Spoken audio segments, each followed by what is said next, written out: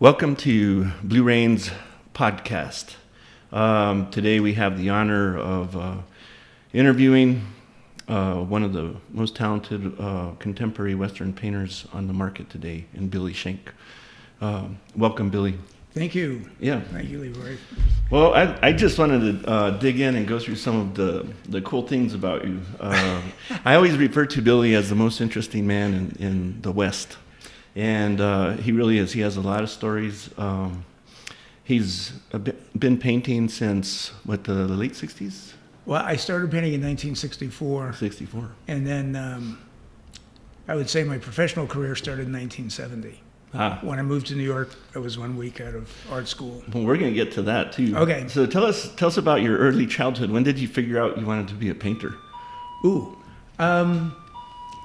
I actually didn't figure out that I was going to do this as a career until I was 17, but when I was a kid, I just doodled and drew all the time. I didn't take it that seriously. I can remember by the time I was in first grade, there was another kid named Paul Holbrook who actually was a better draftsman than I was.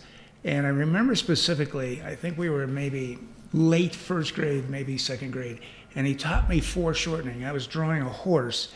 And, like you see petroglyphs or whatever, they're just all on the same line. And he showed me how to put foreground legs in front of the background. I thought, wow. For depth? Yeah. Depth perception? Mm-hmm. And it was just a whole nother dimension to my drawing. And then further along in grade school, when it was Thanksgiving, Christmas, Easter, whatever, I did murals all over the windows, for the school. Sometimes I would do backdrops for the plays in 7th and 8th grade. Wow. So other people took me a little more seriously than I did. Well, they probably saw talent, right? Because Maybe. of the practice. Pretty good painter. And the only reason I got to draw so much was because I was always getting in trouble in class, and so they'd hold me inside during recess, so I never got to be a great athlete because I was always in trouble drawing inside. And then when class resumed, I had my notebook out, and the teachers were highly impressed because they, saw me looking at them and drawing until someone took a look at my notebook and saw there was nothing written. It was just more cartooning and more drawings. Yeah. Right. Oh my gosh. So when did you decide to go to, when you went to college, did you decide to do art right then and there? Well, what happened was my grades were, astonishingly terrible. And I had to take, in my junior and senior year, I took my first formal art classes were being offered in high school, because I needed to get my grade average up so I could make applications for college. And I just barely got it over 2 point. And I remember my mother and I driving around to different colleges all over the state of Ohio and Indiana. And then I made some applications. I didn't get accepted to anybody, anywhere, any school. So then, as a backup, last resort, I put together a portfolio and submitted that with an application, and did an interview to a local art school, Columbus College of Art and Design, and I got accepted. So this was all when I was 17. So up to that point, I hadn't really taken art as a career seriously, but from that point on, that was what I was going to do. When you went to art school in Columbia University, there it was Columbus College. Or Columbus yeah. College, sorry. Right. Were you wanting to study the formal art, like the masters, or what was your goal? Unfortunately, the first 2 years, my goal was to be really hip and stay high, and I really didn't pay much attention to any of the classes formally, with the exception of art history. Now, that did fascinate me because I was already a student of history. I just loved history. I also was really fascinated with the painting classes. There were other required courses, two-dimensional design, three-dimensional design. I mean, things like you learn the Munsell color chart, which is basic to anybody, wanting to make figurative painting. I didn't pay attention to any of that. We had drawing classes, and I didn't really excel. I was already not a great draftsman, and I continued not to be. Didn't know anything about color, and I just was bullheaded and persisted on doing, what my own direction was. So I really didn't pay much attention, which was unfortunate. And I'll just jump forward to say a lot of those basic skills I just picked up slowly over a period of time, and even at a more accelerated rate by the time I hit my late 60s. Yeah. Well, I've seen progression in your career. I mean, looking through the book. Just in the recent last 10 years, there has been. Yeah, Absolutely. your color palette is expanded, your clouds, things of that nature. Did you graduate? Well, I got thrown out of the first art school I was in 1967. And, but a friend of mine had already gone to Kansas City. He had already transferred his credits. He was a year older than me. And he had gone out to Kansas City Art Institute. And they had a degree program, which the Columbus College of Art and Design did not. And also, and I didn't realize, the Columbus School was also much more oriented towards commercial art, like illustration. So they were concerned with trying to help kids get careers with jobs established. Mm-hmm. And Kansas City was a far different and more progressive kind of school, and was interested in training people to be fine artists with no practical application regards at all. So what would you say the foundation or the beginning of the foundation of your style started? Right there, or was it after? It was in Kansas City. I was very influenced by Francis Bacon, as were a group of us, including this friend of mine, Stanley Whitney, who was a year before me and had gone out to Kansas City. So I was doing derivative, work, based on Francis Bacon's paintings.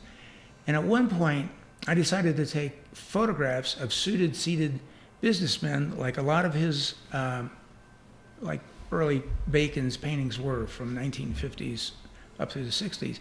So my then girlfriend photographed me, sitting in chairs with suits and ties, sunglasses, sometimes not. And so I started working from photographs of myself, and just would tape them or pin them up on the corner of the canvas, and then, try to reiterate, what that was. How did academia feel about that, using the photographs? And well, stuff? That's when I ran up against a brick wall in 1968. I had the entire painting department, including the dean of that department. There were 7 of them, 6 of them or 7 of them, came up to my area in my studio and said, you can't make art based on photographs. You have to work from a model. And there being a lot more of them than there were me, I decided not to be confrontational. I just got completely depressed about the whole idea. I really didn't know what to do. But then very shortly thereafter, within a couple of months, Ivan Karp, who had been the director for Leo Castelli Gallery in New York, had gone off on his own and was going downtown New York into what would become known as Soho to open his own gallery. Well, he had been invited out by the dean of the painting department to do a series of critiques and lectures. And he brought with him slides of just 4 artists. And he showed those. That was John Clem Clark, Chuck Close, Dwayne Hansen, and I think Dwayne Eddy. And these were all first-generation photorealists. Mm-hmm. Dwayne Hansen was doing 3-dimensional work, and the others were all doing paintings. And I particularly gravitated towards John Clem Clark's work because he was projecting imagery and cutting stencils and then spraying through it. So he was breaking down photographic images. And I just thought, all of this stuff that these instructors were trying to put in my head, they were just full of baloney. Well, it sounds like you found your foundation through photography a little bit right there. Pardon me? Through photography, for the use of stills and stuff. Yeah, it was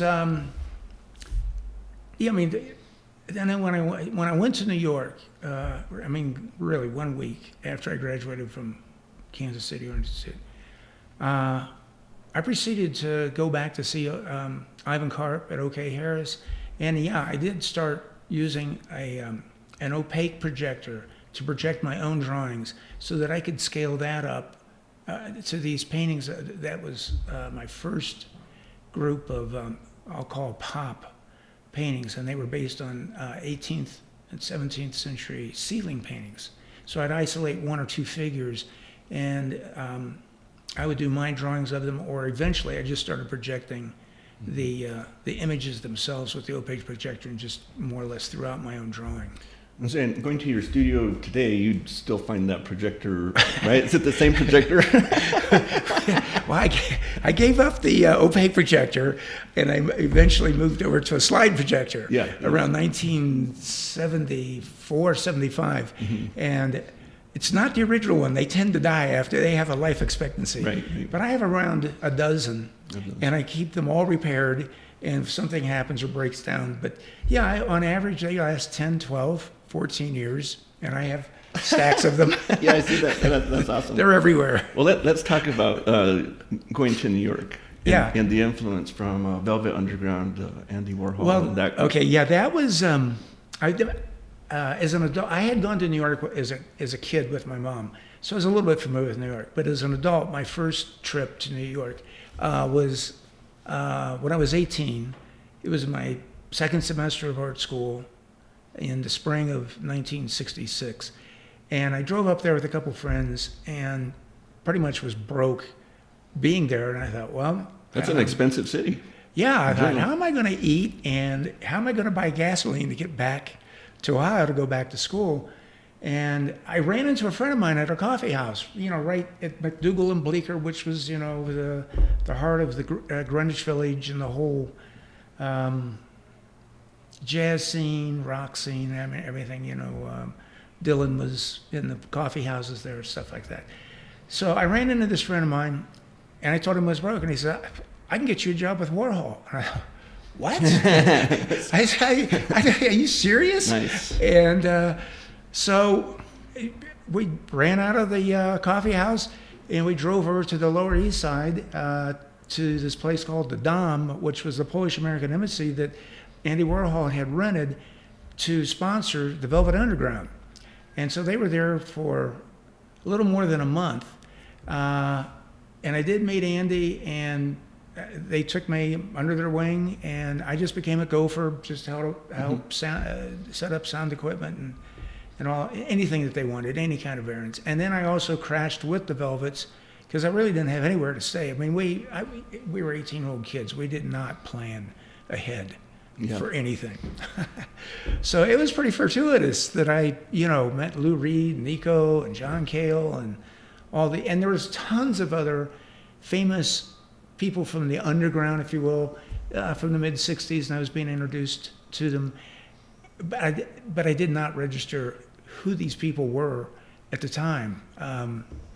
I was pretty naive. I just, was it that they weren't as well known as they have become after? Yeah, that's... What the problem was, maybe? And I know probably, like people like Edie Sedgwick, who was one of the crew from the factory, was there, but that didn't register at all with me at the time. And then later, of course, yes, I figured out, that person was famous, this person was famous. Wow. Everybody that was anybody was showing up over there every night. But the other significant thing was, this was the first acid rock band in the U.S., and the projected imagery up against the backdrop, psychedelic atmosphere. I mean, this was unprecedented. There's just that whole group was ahead of the curve. Pardon me? That whole group was ahead of the curve. Yeah, they were. Absolutely. So, did you have any artistic interaction with Andy Warhol or any of those artists? No. This was past, and you're realizing, oh my gosh. I didn't. Although I'll step back and say the very first show that I saw, although I traveled a lot with my mother when we were kids all over the U.S. And we went to county museums, state museums. We went to science museums, archaeology, anthropology, everything except art. My mother had no interest really specifically in art. Not that she was adverse to me becoming an artist or studying to be an artist. She backed everything, all of my endeavors. But so when I started art school at the museum associated with the art school in Columbus, there was a show of Andy Warhol's Campbell soup cans. So that's the very first show that I saw was 32 soup cans. And me being a clean slate, I had no idea that this was profound or radical. I just thought, oh, okay, this is art. This is what they put in a museum. Yeah, it seemed kind of simple, didn't it? It did, at the time. So I was aware of Andy. And then, with my own work, I was also, like I said earlier, heavily influenced by Francis Bacon to begin with. After I got out of art school and I started doing this pop ceiling painting stuff, I was kind of done with Francis Bacon as an influence. I needed to make a turn, something that was not as dark as what Bacon represented. So I was totally aware of Roy Lichtenstein's work as well as Warhol. And then the photorealists, were already happening by 1970. So I understood that this was a legitimate approach, to making my own imagery. Yeah, so your foundation was set between Kansas and Columbus, and it seemed like you were already deriving a graphic style based off of... I would say from Kansas City, specifically, going to New York. And then, there was other influences too. Again, this friend of mine who I had met in Columbus College of Art and Design, Stanley Whitney, he comes out to Kansas City, and he's also valedictorian of his class in 1968. And then he's gone on to Yale to graduate school, and then on to New York. So I was following Stanley, and then there was another roommate I had, Don Christensen. He was the younger brother of Dan Christensen, and they have his estate over at Llewellyn right now. He was a color field painter. He'd also gone to graduate school and then on to New York. So this sort of became a reality for me as a really young developing artist, that if you wanted to have a career as an artist, you went to New York. So that was my focus, and that's why I paid attention to Ivan Karp, to John Clem Clark. So visiting your house, in the main living room, there's a little shelf, and it's full of buckles. Yeah. When did somebody decide to become a cowboy? Yeah, when somebody decided, that's a good way to put it. One decided to do that when he got sucked into the entire lifestyle based on the subject matter that I was beginning to paint. I had done this series of ceiling paintings, and then I moved over to doing paintings based on Western movie stills. So suddenly I had to become an historian on Western films so that I could figure out what to buy as far as movie stills went. I began watching every Western film there was.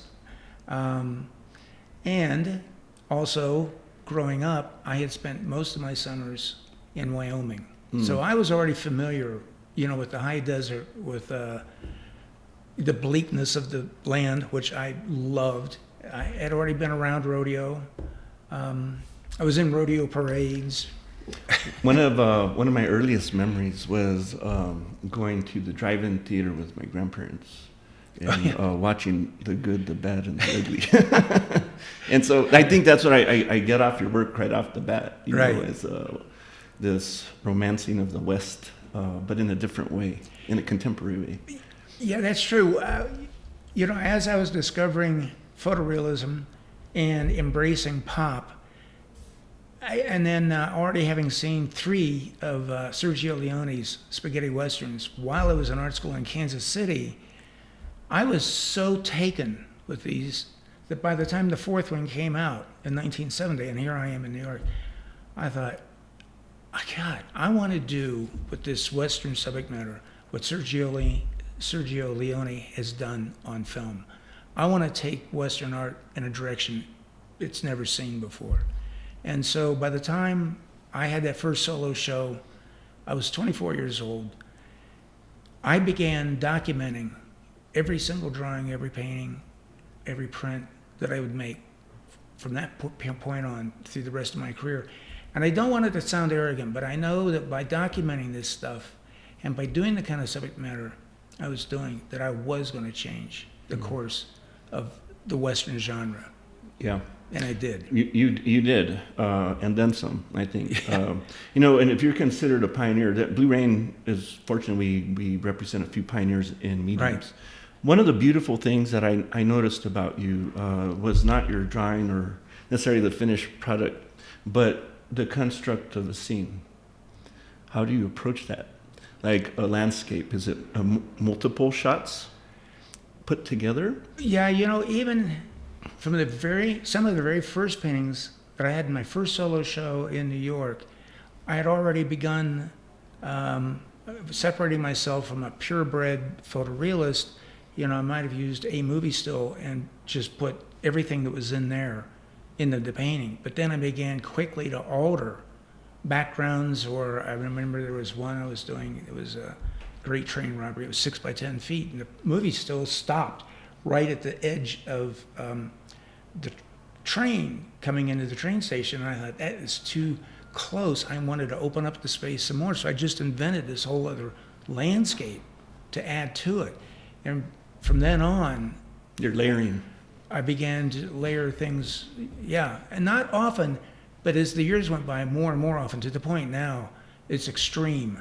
I'm just working on a painting right now that has 11 slides, as well as my own hand drawing, which I've learned to do a little better than Well, that's one of the things, in selling your work or promoting you, trying to educate people, because you, Right. you get knocked, people are, well, that's paint by numbers. Well, this is not the beauty of Billy Schenck.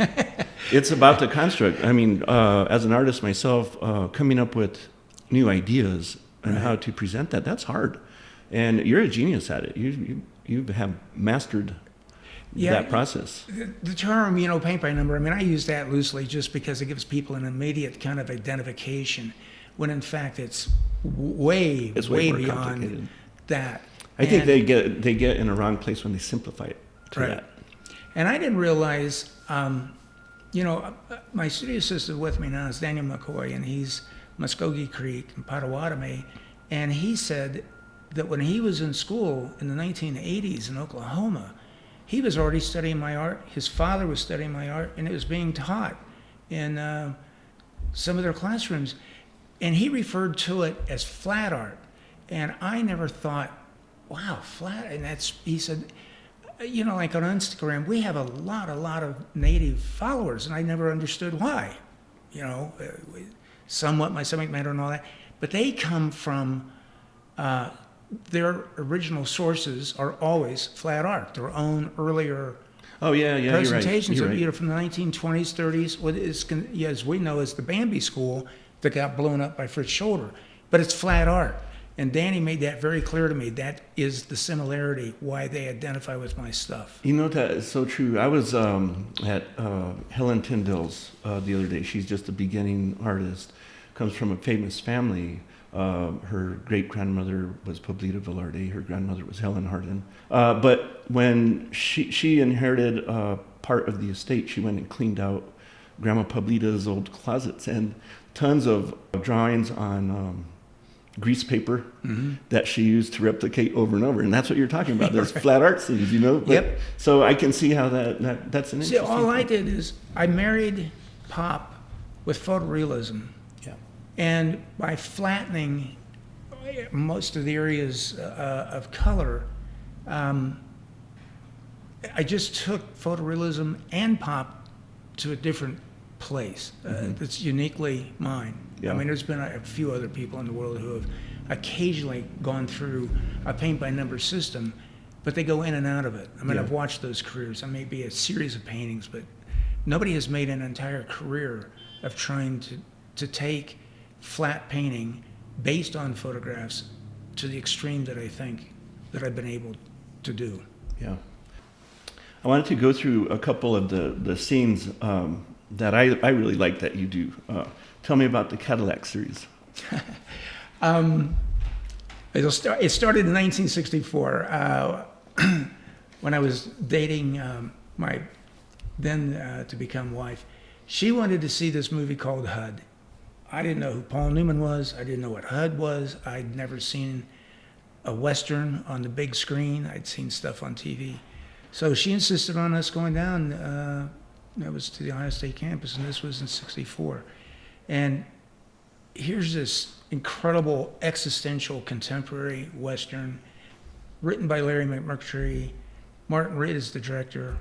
And it's a black and white film, but Paul Newman is driving around in a pink 58 Cadillac.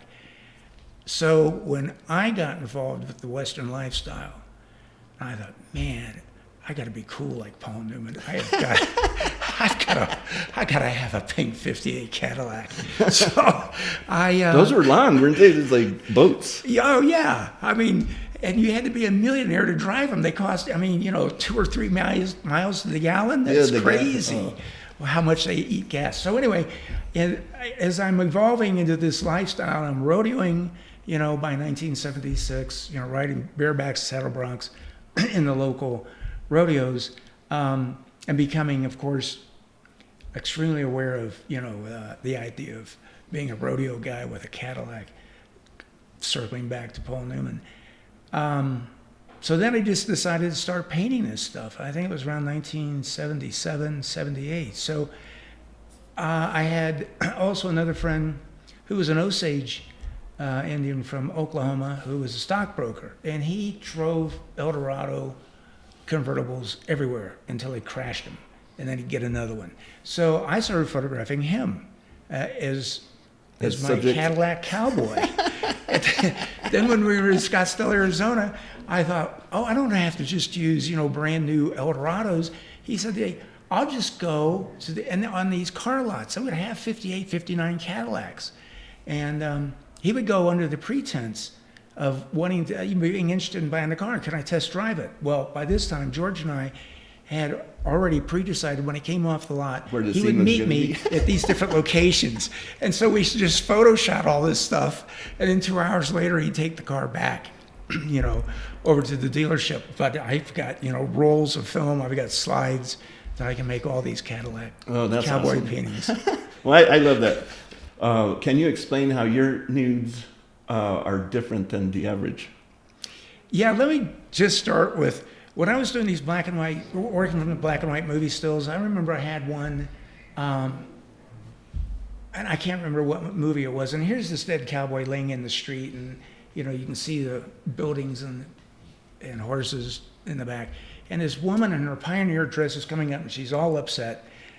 And I threw her out of the painting and just had the bad guy laying on the ground. And I remember stating to my friends, I'm never going to paint women in my paintings. It's always going to be cowboys. Wow, did I eat those words? So starting in 1980, I was then living with Ann Coe, who became kind of a pop Western artist on herself with her own career. So she became a model for my contemporary-looking cowgirls, and that was in 1980. And I realized what I was, from then on, as I shot, I had already done other photo shoots that were nudes and this and that with women, and I was presenting a point of view of women being empowered, as being not shy about who they were or what they were. They had machismo. I don't know if there's such a word in Spanish. You mean when they're a little naked and holding a gun belt around their Yeah, right. With sunglasses, cigarettes hanging out of their mouth, guns, pistols, bandoliers. And, I like to say, and it's true, I was doing this 10 years before Hollywood figured out to present the same kind of personality in Thelma and Louise, 1990. Yeah. And another Cadillac scene in there, too. Yeah. Right? Yeah. Right. Well, it was convertible. I don't know if it was Cadillac. It was some type of big boat. But anyway, it was, in my mind, that was the female equivalent to Butch Cassidy and the Sundance Kid. It was this romantic, ride off into the West. Do they sometimes seem out of context, and sometimes in your placement? or is it purposeful? Because all of a sudden they're in the woods in the wild, and You mean my nude cowgirls? Yes. Well, yeah, they're everywhere. This goes hand in hand with, later I invented, I think it was around 1990, the caption paintings that I've, proceeded with all these years since. And originally I had a character named Cliff, who was my quintessential iconic Western cowboy. And then later there was a guy named Jeff, but I deliberately spelled him Geoff, and to make it a little bit more fey, a little not as tough as Cliff would be. And then along came Phaedra. And Phaedra I lifted straight out of Greek mythology, and I just brought her to the Southwest, and she's no longer fatally attracted to her stepson that causes, everybody to commit suicide in the Greek mythology. I've now made her this beautiful, exotic, nude cowgirl who just rides on her adventures across the West on her horse, oblivious of who else is around or who sees her. She doesn't care. And she's no longer involved with men.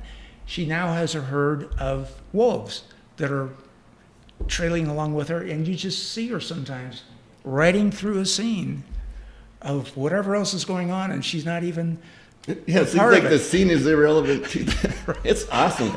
That's some great thinking on that. So tell us about those caption paintings. When did you come up with that idea? Well, obviously that goes back to Liechtenstein. And, by, when was it? 1980, I started doing halftone dot paintings. And I was really concerned because I knew I was living in the shadow to do this kind of work of both Liechtenstein and Warhol. So I didn't want to appear derivative, but I already had my own kind of subject matter that was different than what they were doing. And then I also decided to use my movie stills and put in a word balloon, a caption. And that just started an entire different direction, along with the halftone dot paintings. And as time went on, I felt more and more confident about carving out my own area, even though the original concepts, may have been derivative from both Warhol and Liechtenstein. I made that world my own. And how does humor play into all that? Well, that's been my greatest survival instinct. There was a lot of dark stuff that happened when I was a kid, but I know I survived always with having a pretty fine-tuned sense of humor. Yeah. I liked the idea if I could make my mom laugh, and I was good at it. Yeah. Then I could make my classmates laugh. So that's how you got your skills. You had a hard one to please there, huh? Yep. Yep. Okay, so going back to the buckles. Yeah. Oh, yeah. What were those buckles? Well, as I evolved into this rodeo world, I was terrible as a bareback and saddle bronc rider. I didn't cover anything. I had no money, no nothing. And then later, in the mid-'90s, somebody invented team penning, and then it evolved into ranch sorting, and so both of them. And we had horses. This was 94, 95. And some folks that I knew in the Tetons, where I lived in the summer, in the Jackson Hole area, these ranchers I had used as models. And so they told everybody they knew in the northern part of the county about what this team penning sport was. Everybody come over with your horses, and we're going to show you how this works with cattle in an arena. And so they gave us a demonstration, they taught us the rules, or described the rules to us. And then they said, why don't everybody here put together teams, and the teams are of 3. So I got together with an art dealer friend of mine who was staying with me, and we loaned him a horse, and Kathy Whiffler, who's another Western plein air painter. So we were the only all-art team, and we formed 27 teams, and we came in second place. Wow. And won some jackpot money. And I knew right then, just the way Sergio Leone had altered my life in 1970, having this group get together, I knew I was back in the saddle, in the arena, and I could go be a rodeo cowboy again. that eventually evolved into me winning a world championship in 2009. Woohoo! Yep. Felicidades. And 4 state championships and a pile of other buckles. So all the buckles are your trophies. That's what that's about. That's a lot of hard work and passion, right? Yep. And so that's led to maybe some of those rodeo scenes in your paintings and stuff like that. Well, the rodeo scenes came before. And then I started living the lifestyle. Yeah. Yep. Well, there's some point to legitimacy as a person that lives what they preach in a way. Credibility. Right? Credibility. Yes. Authenticity of intent. Yep. And we talked a little bit about landscapes. The way you portray cowboys and cowgirls. I saw a scene in here. I'm trying to find it. Like right there that's where they are. Where do you get the ideas for the vesture from the movies? For the vesture. Like how they're dressed. Oh, this is actually, let me just Go ahead. say that the classic definition for pop art is appropriation. And aside from shooting my own slides, I also use all kinds of subject matter from all different kinds of sources. This that you're pointing to is specifically a 1914 Collier's magazine illustration. And the color of her shirt and scarf weren't exactly that. I just changed it up? Yeah. Well, I really like the way how you do your cowgirls. Yep. That's Rebecca. The sunglasses. Yeah, right. Yep, that's Rebecca. I mean, at this point, we have tons of our own wardrobe. I saw the props, the guns, the hats, the sarapes, piles everything. Of all that stuff. In fact, I'm doing a new series right now, and I'm calling them my cowboy descansos, which in concept has never been done. They didn't exist. They don't exist. I saw the one that you posted the other day on Instagram with the sarape draped over the descanso and the 6-shooter right on that. Yeah, so we've done 4 photo shoots with that so far, and I'm in some cases I go over to Randy Rodriguez and borrow more different hats because he makes all kinds of hats for the movie business. I've got the pistols, the old Navy Colts, the holsters, the different pairs of boots, and that's easy because we have 20 pairs of boots around the house, and some are old and beat up and all that, so I use those. I borrowed some spurs from Randy, but I've got plenty of our own, so I keep changing that up. But some of those also, there's our Budweiser bottles, Modelo, Corona, Hennessy. I just go along the road and pick that stuff up. I go up on the... I know where you live. Well, I go up at sunset sometimes when there's an interesting sky to shoot skies for potential sunsets for paintings. So I just walk up and down the road, and here's all this litter, and I just take a shopping bag with me. So I've got 2 shopping bags full of all these old beer cans. Right. So then we go into the arena, at our house in the morning, and we just did another shoot Sunday morning, for 2 hours. And just rearrange his stuff. And Rebecca's back in those. I had her on her own horse, and she's got a 73 Winchester rifle, and she had a serape. So made it happen. Yep. I like that. Oh, there's one last part I want to cover. There's probably tons more stuff to go through, which we'll do. We'll do a studio tour with you and go through some of these other things. The surfer girls. Oh yeah. That of course came later, but as I've seen surfer movies and then surfer documentaries, I just think they're fantastically beautiful and iconic and romantic and ultra dangerous, which I like in both rodeo and as well as the big wave surfers. And I just decided I wasn't going to paint the guys. This is in reverse of what I said in 1975. I'm only going to paint the surfer girls. So not having any direct access to any real surfer girls or being at the beach, at this point in history, I just go online and search something. And we just search and search. Well, they're very beautiful. Where'd those go to? Hawaii? Did you do a show out there? No, I was going to, and then that didn't happen. I had them on the West Coast for a while, and then there's been a couple in Europe. Yep, in England. In England, that got sold. How was it to have? How did you feel about the Briscoe presenting your work alongside Andy Warhol's? That was... Was that a couple years ago? Yeah, well, that show was...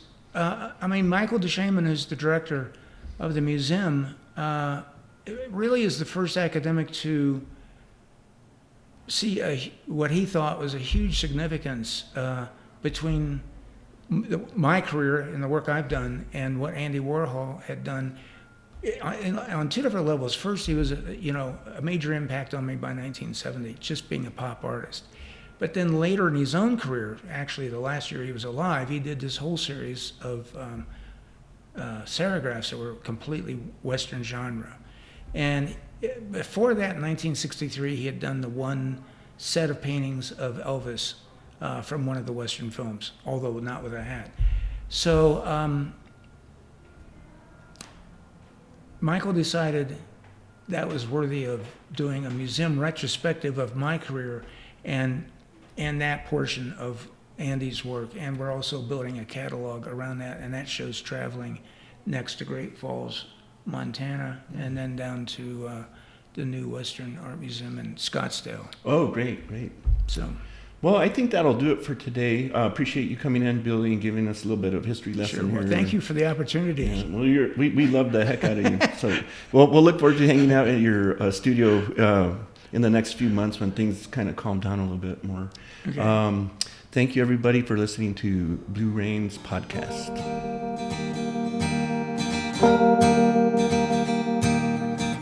Hey, I know, hey, oh, hey, I know, hey, oh, hey, oh.